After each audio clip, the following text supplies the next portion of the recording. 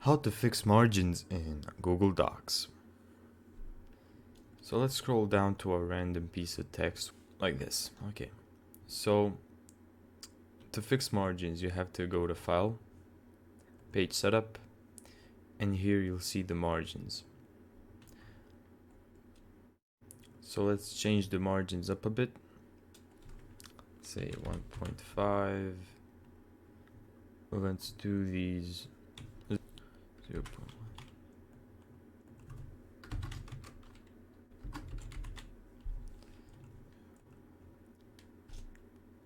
So as you can see, the margins have been applied.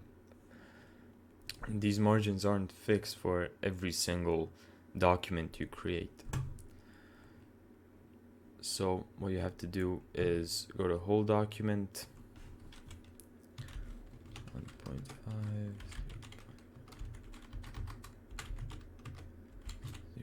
0.1, and this will apply the margins to the entire document.